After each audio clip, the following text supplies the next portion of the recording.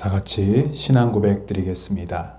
나는 전능하신 아버지 하나님 천지의 창조주를 믿습니다. 나는 그의 유일하신 아들 우리 주 예수 그리스도를 믿습니다. 그는 성령으로 잉태되어 동정녀 마리아에게서 나시고 본디오 빌라도에게 고난을 받아 십자가에 못 박혀 죽으시고 장사된 지 사흘 만에 죽은 자 가운데서 다시 살아나셨으며 하늘에 오르시어 전능하신 아버지 하나님 우편에 앉아 계시다가 거기로부터 살아있는 자와 죽은 자를 심판하러 오십니다. 나는 성령을 믿으며 거룩한 공교회와 성도의 교제와 죄를 용서받는 것과 몸의 부활과 영생을 믿습니다. 아멘. 찬송가 341장 찬양 드리겠습니다.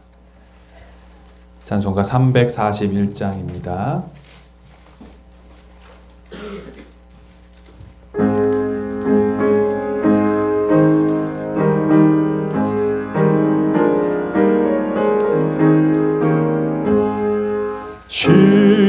십자가를 내가 지고 주를 따라갑니다. 이제부터 예수로만 나의 보배 삼겠네. 세상에서 부귀 영화 모두 잃어버려도 주의 평안 내가 받고 영생 복을 받겠네. 주도 곤욕 당했으니 나도 곤욕 당하리. 세상 사람 간사하나 예수 진실합니다. 예수 나를 사랑하사 빛난 얼굴 베이며 원수들이 미워해도 염려할 것 없겠네. 내가 핍박 당할 때에 주의 품에 안기고 세상 고초 당할수록 많은 위로 받겠네. 주가 주신 기쁨 외에 기뻐할 건 무엇냐. 주가 나를 사랑하니 기뻐할 것뿐이세.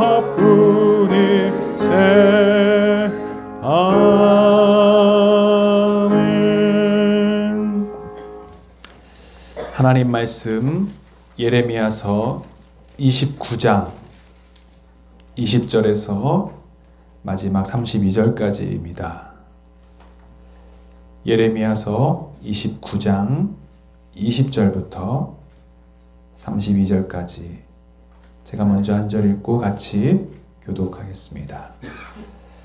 그러므로 내가 예루살렘에서 바빌로니아로 쫓아보낸 너의 포로들아, 이제 너희는 모두 나 주의 말을 들어라. 나 만군의 주 이스라엘의 하나님이 말한다. 지금 나의 이름을 팔아 너희에게 거짓 예언을 하고 있는 골라야의 아들 아합과 마아세야의 아들 시드기야를 두고 말한다. 내가 그들을 바빌로니아 왕 느부갓네살의 손에 넘겨주어 너희가 보는 앞에서 그 왕이 그들을 죽이도록 하겠다. 그리고 그들 때문에 바빌로니아에 사는 모든 유다의 포로 사이에서는 너도 주님께 형벌을 받아 시드기야와 아합처럼 바빌로니아 왕에게 화형이나 당해라 하는 저주가 생길 것이다. 이것은 그들이 이스라엘 사람으로서 절대로 해서는 안 될 망측한 일을 하였기 때문이다. 그들은 자기 이웃의 아내들과 간음하였고 나의 이름을 팔아 내가 시키지도 않은 거짓말을 하였다. 이것을 내가 안다. 내가 바로 그 증인이다. 나 주의 말이다. 만군의 주 이스라엘의 하나님께서 느엘람 사람 스마야에게 전하라고 하시면서 나에게 말씀하셨다. 스마야는 이미 자기의 이름으로 예루살렘에 있는 모든 백성과 마아세야의 아들 스바냐 제사장과 모든 제사장에게 편지를 보내었다. 스바냐에게 보낸 편지의 내용은 다음과 같다. 스바냐 제사장님께서 여호야다 제사장을 대신하여 제사장님을 주님의 성전 감독관으로 세우셨을 때에는 제사장님께서 예언자 행세를 하는 미친 자들을 다 붙잡아 착고를 채우거나 목에 칼을 씌우는 일을 맡기시려고 그렇게 하셨습니다. 그런데 지금 제사장님께서는 어찌하여 아나돗 사람 예레미야가 여러 사람 앞에서 예언자처럼 행세하는 것을 책망하지 않았습니까? 그는 바벨로니아에 있는 우리에게 아직 때가 멀었다고 하면서 이곳에서 정착할 집도 짓고 과일을 따먹을 수 있도록 과수원도 만들라는 전갈까지 보내왔습니다. 스바냐 제사장은 이 편지를 나 예언자 예레미야에게 읽어주어 같이 읽습니다. 그때에 주님께서는 스마야에 관한 다음과 같은 예언을 바빌론에 있는 모든 포로에게 보내라고 나에게 말씀하셨다. 나 주가 느엘람 사람 스마야와 그의 자손에게 벌을 내리겠다. 나는 그를 예언자로 보내지 않았는데 그는 마치 자기가 예언자라도 되기나 한 것처럼 예언하였고 너희에게 그 거짓 예언을 믿게 하였다. 그러므로 나 주가 말한다. 스마야가 그들에게 나 주를 거역하게 하는 말을 하였으니 그는 자손을 보지 못할 것이다. 이 백성과 함께 어울려 살 자손이 없을 것이다. 또 그가 지금 내 백성에게 베풀 복을 마련하고 있지만 그의 자손 가운데는 그 복을 누릴 사람이 없을 것이다. 나 주의 말이다. 아멘. 오늘 이 새벽에도 하나님께서 예배하신 큰 은혜와 축복이 저와 여러분에게 함께 하시길 축원합니다. 또 온라인으로 집에서 예배하시는 여러분에게도 동일한 은혜가 있기를 축원합니다. 계속해서 우리가 읽고 묵상하는 예레미야서의 말씀 읽고 있는데요. 예레미야가 선포하는 내용이 무엇입니까? 이제 북이스라엘은 이미 망하였고 앞으로 남유다 왕국도 북이스라엘처럼 곧 완전히 망하게 될 텐데 이 완전한 패망을 앞두고 하나님 앞에 회개를 촉구하는 내용이 바로 오늘 예레미야의 말씀입니다. 그러면서 유다 백성들이 지금 하나님께로부터 받는 이 심판과 징계를 무조건 피하려고만 하지 말고 그 심판을 받아들이고 또 그 속에서 하나님께서 원하시는 뜻이 무엇인지 깨달아 회개하는 것이 중요하다라고 지금 외치고 있는 것입니다. 그와는 반대로 예레미야는 정반대로 다른 예언자들, 다른 선지자들은 지금 무엇을 전하고 있습니까? 그렇지 않다라는 것이죠. 더 이상 심판도 없고 징계도 없을 것이고 이제 곧 유다 왕국은 다시 회복될 것이고 또한 끌려갔던 일부 포로들도 바빌로니아로부터 다시 돌아오게 될 것이다. 그 연한까지도 이제 2년 정도로 생각하고 곧 회복될 것이라고 하면서 계속해서 거짓 소망을 주는 그런 예언을 하고 있는 것입니다. 자, 그렇다면 오늘 읽은 말씀에도 이 시드기야를 비롯해서 아합이라고 하는 이런 다른 선지자들은 왜 거짓 평안을 전했을까요? 왜 거짓 예언을 하나님이 주시지도 않은 말씀을 거짓으로 전했을까요? 오늘 그 내용을 한번 살펴보고 하나님이 원치 않는 이런 거짓 선지자들의 최후가 어떠한지 오늘 말씀을 통하여 살펴보려고 합니다. 21절의 말씀 한번 같이 다시 읽어보겠습니다. 21절입니다. 시작. 나 만군의 주 이스라엘의 하나님이 말한다. 지금 나의 이름을 팔아 너희에게 거짓 예언을 하고 있는 골라야의 아들 아합과 마아세야의 아들 시드기야를 두고 말한다. 내가 그들을 바빌로니아 왕 느부갓네살의 손에 넘겨주어 너희가 보는 앞에서 그 왕이 그들을 죽이도록 하겠다. 21절의 그 상반절에 보면 지금 나의 이름을 팔아 라고 말합니다. 이름을 팔아서 하나님의 이름을 팔아서 거짓 예언을 하고 있다고 이야기하고 있습니다. 여러분 요즘에도 이 대통령을 사칭하거나 고위 관직자들의 이름을 팔아서 사기를 치는 사람들, 사기꾼들이 가끔 있습니다. 누군가의 이름을 팔았다고 할 때 무슨 뜻이 있습니까? 그 이름의 대상이 되는 그 사람의 허용을 받지도 않고 허락을 받지도 않은 채 그 사람의 지위와 권위를 이용해서 그 속이는 사람이 어떤 잘못된 부당 이득을 취하려고 하거나 이익을 얻으려고 할 때 그런 말을 씁니다. 사람의 이름을 팔았다. 여기서 지금 하나님의 이름을 팔았다고 하고 있습니다. 이 하나님의 이름을 왜 팔았습니까? 자신이 얻을 이득과 이익이 있기 때문입니다. 다시 말하면 이 시드기야와 아합은 하나님의 이름을 내세워서 자신에게 주어지는 무언가 이득을 얻고자 했다는 것입니다. 그들이 하나님의 이름을 팔고 얻은 것은 다름 아닌 백성들의 인정과 칭찬일 것입니다.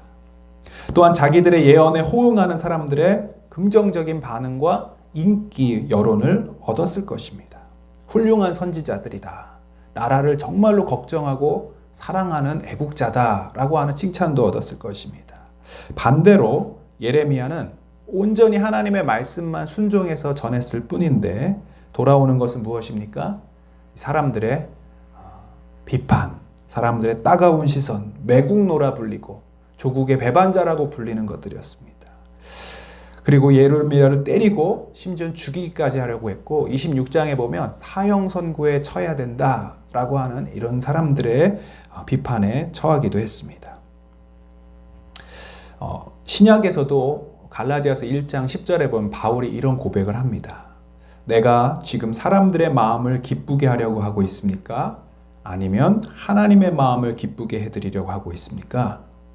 아니면 사람의 환심을 사려고 하고 있습니까?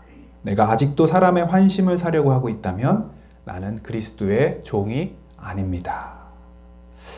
두 가지의 길이 있다는 것입니다. 우리에게 늘 딜레마가 있는데 하나는 사람을 기쁘게 하려는 마음, 그리고 또 하나는 하나님을 기쁘게 해야 된다는 생각들. 여기서 내가 사람의 환심을 사려고 하고 있다면 나는 그리스도의 종이 아닙니다 라고 말할 때 이 그리스도의 종은 꼭 어떤 목회자나 말씀 사역자만을 의미하는 것이 아니라 우리가 그리스도의 제자로서 또 그리스도의 그분을 믿는 믿음을 가진 자로서 우리는 항상 이 두 가지 딜레마에 놓일 수 있다는 것입니다. 사람을 두려워하고 사람을 기쁘게 하는 자가 될 것인가? 아니면 하나님을 두려워하고 하나님을 기쁘게 하는 자가 될 것인가? 만약에 하나님의 말씀을 전하는 자가 사람들의 인기만을 위해서 사람들을 두려워해서 그 사람들이 듣기 좋은 말씀, 그 사람들이 듣기 원하는 말씀만을 전한다면 그는 그리스도의 종이 아니라는 것이죠. 그래서 그 순간에는 인기도 얻고 부도 얻고 명예도 얻을지 모르지만 하나님 앞에서는 결국 버림받고 심판을 받게 된다는 것입니다. 여러분, 물론 하나님을 기쁘시게 한다는 것이 항상 사람들의 마음을 기분 나쁘게 하고 불편하게 하는 것만으로 반드시 연결되지는 않습니다. 이걸 잘 오해하시면 안 됩니다. 때로는 사람들에게 진리를 말해준다는 그 명목으로 다른 사람에 대해서 함부로 이야기하거나 직선적으로 그 사람의 잘못 또는 그 사람들의 자기 생각이나 평가를 함부로 내리는 경우가 있습니다. 그래서 사람들을 기분 나쁘게 만들고서 나중에 하나님의 나는 사람을 기쁘게 하는 사람이 아니기 때문이라고 얘기할 경우가 있는데 이것은 하나님의 생각을 전하는 것이 아니라 때로는 내 생각을 하나님의 뜻인 것처럼 전하는 지금 여기 아합과 시드기야가 전하고 있는 그 잘못을 전하는 때도 있을 수 있습니다. 이것은 사람도 기쁘게 하는 게 아니고 하나님도 기쁘게 하는 아주 잘못된 최악의 상황인 것이죠. 여기서 말씀하고 있는 것은 무엇이냐면 반드시 하나님의 음성임을 확신할 때 이것이 꼭 정말로 하나님의 뜻이라고 믿어지는 그 순간에 사람들을 두려워해서 또는 사람들을 기쁘게 하기 위해서 거짓된 마음을 가지면 안 된다는 그런 뜻이죠. 때로는 사람들이 듣기 힘들고 듣기 쉽지 않을 때도 그것이 하나님의 뜻이라고 확신이 든다면 두려움 없이 과감하게 전해야 한다는 말씀입니다. 오늘 말씀의 이 시드기야와 아합 선지자들은 하나님의 이름을 팔아 거짓 예언을 한 것뿐만 아니라 또 한 가지의 잘못을 저질렀는데 그것이 무엇입니까? 한번 3절을 한번 같이 읽어보겠습니다. 시작. 이것은 그들이 이스라엘 사람으로서 절대로 해서는 안 될 망측한 일을 하였기 때문이다. 그들은 자기 이웃의 아내들과 간음하였고 나의 이름을 팔아 내가 시키지도 않은 거짓말을 하였다. 이것을 내가 안다. 내가 바로 그 증인이다. 나 주의 말이다. 이들의 또 다른 잘못은 무엇입니까? 하나님의 이름을 팔아서 거짓 예언을 한 것도 물론 큰 잘못이지만 또한 이웃들의 아내와 간음을 하는 망측한 일을 했다고 하나님이 말씀하고 있습니다. 이 두 가지 죄가 다른 것이 아니라 서로 연결되어 있습니다. 왜냐하면 하나님을 두려워하지 않기 때문에, 하나님의 시선을 의식하지 않기 때문에 양심이 화인 맞은 자처럼 되었고, 그들이 죄 가운데 있고 간음의 죄를 범함에도 불구하고 그 죄를 느끼지 못하는, 죄의식도 느끼지 못하는 그런 상태가 되었다는 것입니다. 결국 죄를 짓는다라는 것은 그 죄를 짓고 있는 그 순간에 하나님을 두려워하지 않고 있다는 것입니다. 하나님이 지금 나를 지켜보고 계신다는 사실들을 잊어버리고 있다는 것입니다. 처음부터 그랬겠습니까? 이 두 선지자가 처음부터 그렇게 자기의 생각들을 전하는 사람이 되었겠습니까? 그렇지 않죠. 처음에는 그렇지 않았지만 나중에 점점 양심이 무뎌지고 성령의 감동을 점점 사라지게 하고 죄의식도 사라지고 나중에는 하나님이 기뻐하지 않는 그런 죄악의 삶을 저지르게 되는 것입니다. 그래서 그들은 이웃의 아내들과 간음하고 거짓말을 한 것입니다. 그 결과가 바로 22절에 나오죠. 하나님께서는 그들에게 어떻게 하겠다고 말씀하십니까? 22절을 읽겠습니다. 시작. 그리고 그들 때문에 바빌로니아에 사는 모든 유다의 포로 사이에서는 너도 주님께 형벌을 받아 시드기야와 아합처럼 바빌로니아 왕에게 화형이나 당해라 하는 저주가 생길 것입니다. 이런 하나의 저주 속담의 이름의 그런 주인공들이 되었다는 것입니다. 바빌로니아 왕에게 화형을 당하는 그런 형벌을 하나님께 받게 되었습니다. 여러분, 이 두렵고 떨리는 말씀을 물론 첫 번째로는 우리가 말씀을 전하는 목회자들, 사역자들에게 적용해야 하겠습니다. 그래서 우리 말씀을 전하는 사역자들이, 특별히 한국교회 목회자들이 요즘 매스컴에 나오는 그런 많은 윤리적인 타락과 그런 죄악들을 회개할 수 있도록 우리가 기도해야겠지만 그 근본 원인이 어디에 있습니까? 하나님을 두려워하지 않고 하나님을 의식하지 않는 삶, 사람들만 기쁘게 하고 사람들의 환심만 사려고 하는 그런 마음들, 이것을 우리가 회개할 수 있도록 함께 기도해 주셔야 할 것입니다. 늘 하나님 앞에서의 삶, 코람데오, 하나님을 의식하는 삶, 신전의식, 이 마음을 가질 수 있도록 함께 기도해 줄 것이고요. 또한 이 말씀은 비단 목회자들에게만 적용될 것이 아니라 우리 자신에게도 동일하게 적용되는 말씀인 것입니다. 우리는 정말로 하나님 앞에 서 있는 마음으로 살아가고 있는가? 매 순간순간 1분 1초 하나님이 나를 바라보고 계신다는 그 두려운 마음을 갖고 살고 있는가? 아니면 우리는 하나님을 의식하지 않고 사람만을 두려워하고 사람만을 기쁘게 하려고 하고 세상을 두려워하고 세상을 기쁘게 하는 그런 자가 되지 않았는가 살펴보아야 할 것입니다. 그 결과가 무엇입니까? 양심에 화인 맞은 사람들처럼 죄의식을 잃어버린 채 죄 가운데 살아가면서도 성령의 경고를 듣지 못하게 되는 것입니다. 여러분, 우리는 이 말씀을 우리 자신에게 적용해 보아야 할 것입니다. 그래서 항상 그리스도의 종으로서, 그리스도의 제자로서 두 가지, 누구를 기쁘게 할 것인가?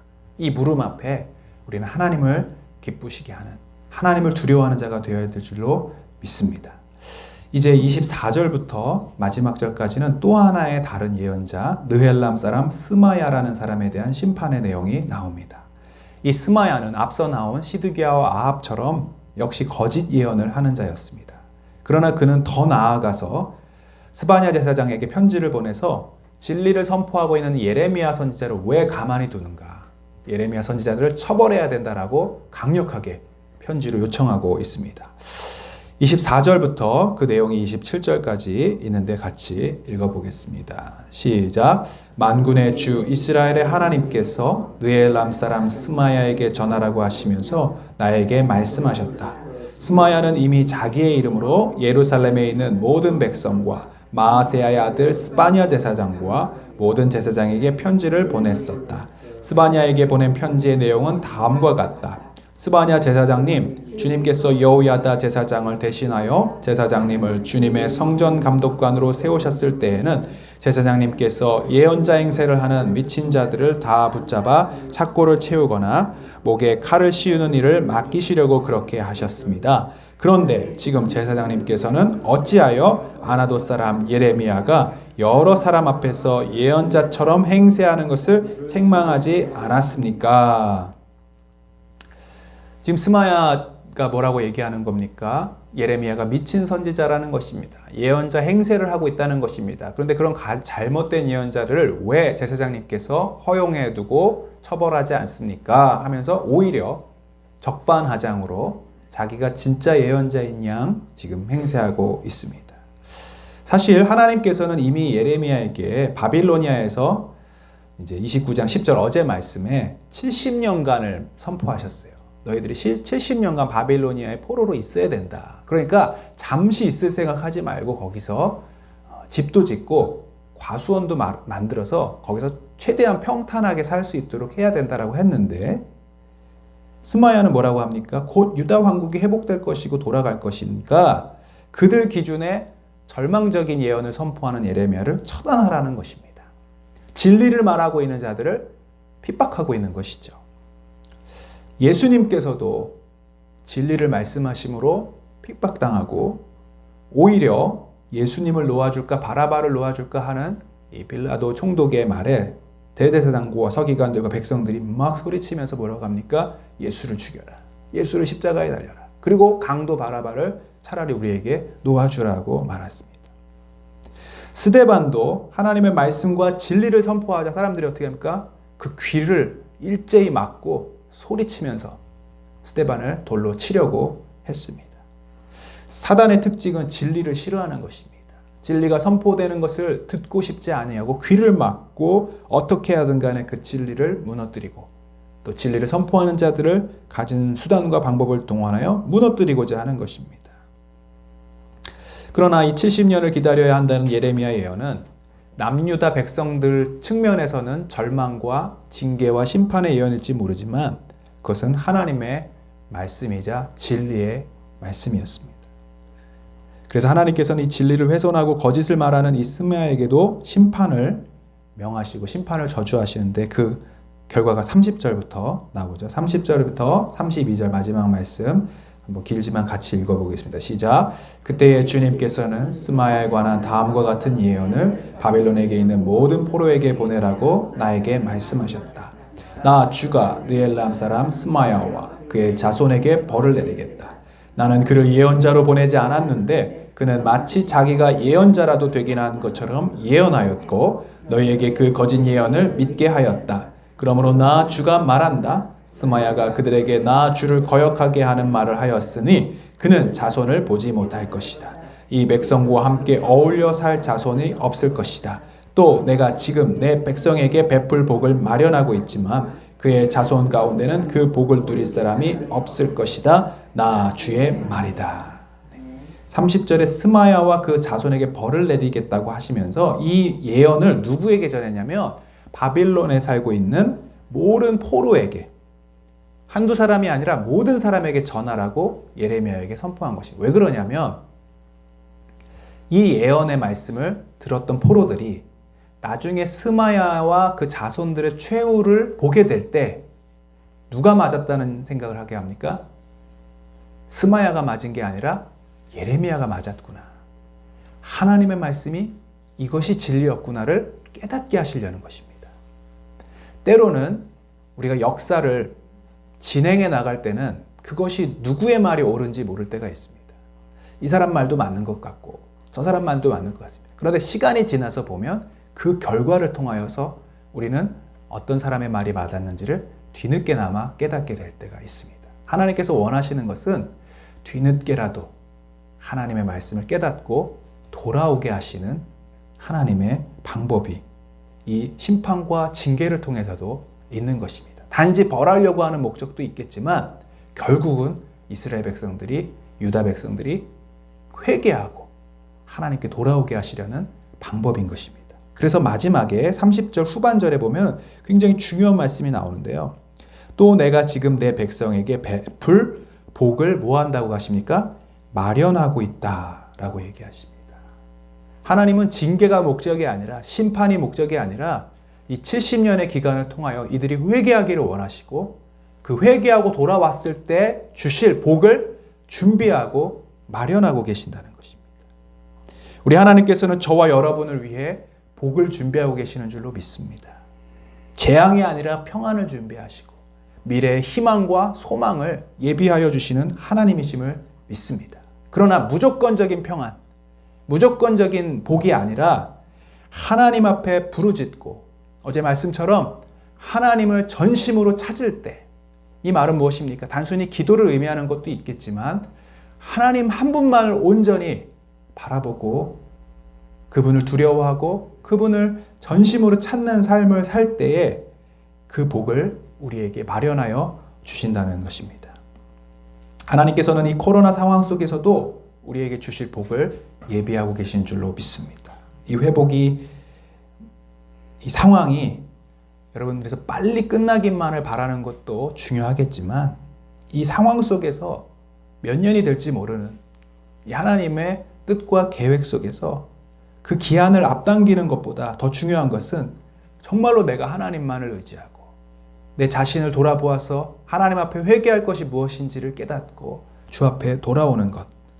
그때 하나님께서는 그 계획을 변경하기도 하시고 그 고난의 시기를 단축시키기도 하시며 하나님이 예비하신 은혜와 복을 우리 가운데 허락하실 줄로 믿습니다. 오늘 이 말씀을 통하여서 두 가지입니다. 하나님, 내가 주님 앞에 사람을 두려워하는 자가 되지 않게 하시고 하나님만을 온전히 바라보는 오늘 하루가 되게 하여 주시옵소서. 또한 우리가 하나님 그 진리의 말씀을 늘 선포하는 자가 되게 하시고 또 이 고난의 때에 주님 주실 축복을 바라보면서 늘 회개하고 하나님을 전심으로 찾을 수 있는 우리 모두가 되게 하여 주옵소서라고 기도하시는 이 새벽 되시기를 주님의 이름으로 축복합니다. 같이 기도하겠습니다. 거룩하신 하나님 아버지, 오늘 말씀을 통하여 우리를 위하여 복을 예비하시고 마련하고 계시는 하나님의 말씀과 음성을 듣게 하시니 감사합니다. 그러나 우리는 하나님 아버지 주님을 의식하지 못한 채 때로는 사람을 먼저 두려워하겠고 사람을 기쁘게 하려고 사람의 환심을 사려고 하나님이 주신 마음과 감동을 무시하며 살 때가 있었음을 먼저 회개합니다. 우리를 불쌍히 여겨주시고 우리가 전심으로 하나님을 찾고 내 생각과 내 지혜와 내 능력과 내 욕심을 내려놓고 온전히 하나님만 의지할 수 있는 우리 모두가 되게 하여 주시옵소서. 코로나19의 종식을 허락하여 주시되 이 시간들을 통하여 하나님이 원하시는 것이 무엇인지 우리로 하여금 회개하고 깨닫게 하시려는 것이 무엇인지 잘 분별할 수 있도록 지혜와 계시의 영을 허락하여 주시옵소서. 이 코로나19가 확산을 멈추게 하시고 또 이를 위해 수고하는 모든 대통령을 위시하여 정부, 방역당국, 의료진들이 한마음 한뜻 되게 하여 주시며 무엇보다도 하나님을 경외하는 마음을 가질 수 있도록 인도하여 주시옵소서. 코로나로 인하여 경제적인 어려움이 장기화되고 있습니다. 하나님, 그럼에도 불구하고 우리의 삶을 지키시고 인도하시며 우리에게 먹을 것을 공급하시고 만나와 메추라기를 먹이신 하나님을 바라봄으로 두려움을 이겨내게 하시고 이 시간들을 잘 극복할 수 있는 우리 모든 성도들 되게 하여 주옵소서. 특별히 하나님 투병과 또 수술, 항암 치료 회복을 기다리는 사랑하는 성도들, 또 항암을 준비하고 있는 우리 성도님들, 특별히 우리 귀한 자녀들을 위해서 기도합니다. 연약합니다. 부족합니다. 하나님, 새 힘과 능력을 더하여 주시사 회복하게 하여 주옵소서. 치료되게 하여 주시옵소서. 주님, 하나님의 살아계심과 능력을 경험하는 시간들 되게 하여 주옵소서. 무엇보다 하나님의 이름을 전심으로 찾으며 구할 수 있도록, 또 기도의 자리에 마땅히 구할 바를 알지 못할 때 성령께서 말할 수 없는 탄식으로 우리의 간구하심을 믿는 우리 모두가 되게 하여 주옵소서. 한국교회가 세상의 지탄을 받고 비판을 받고 있습니다. 주님, 저희가 빛과 소금의 역할을 감당하게 하시고 오늘 말씀처럼 귀한 목회자들이 먼저 하나님의 말씀만을 전하게 하시고 사람들의 인기와 성공과 명예를 위하여 살아가는 것이 아니라 하나님 앞에 신전의식으로 살아가는 주의 종들 먼저 되게 하여 주옵소서. 선교사님들에게도 은혜를 베풀어 주셔서 계신 그 자리에 사역을 축복해 주시고 안전하게 지켜주시며 모든 건강으로 함께하여 주옵소서. 특별히 맡은 사명들, 그리스도의 종으로 부름받은 귀한 직분자들, 사역자들, 하나님 구역장들, 교사들, 주님 우리 믿음이 연약해지지 않도록 하여 주옵시고 다른 사람들을 돌보는 일들을 하나님 소떼와 양떼의 관심을 가지며 맡은 사명 잘 감당할 수 있도록 도와 주옵소서. 이번에 임직받으신 우리 권사님들 한 분 한 분 축복하여 주셔서 연장되는 이 시간들 통하여 더 기도하게 하시고 더 살펴서 하나님이 기뻐하는 귀한 직분 잘 임직받을 수 있도록 인도하여 주시며 후반기에 하나님 이제 우리 교회의 많은 사역들 또 온라인으로 진행되는 여러 가지 일들 가운데도 지혜와 명철을 주셔서 잘 감당할 수 있도록 인도하여 주시옵소서.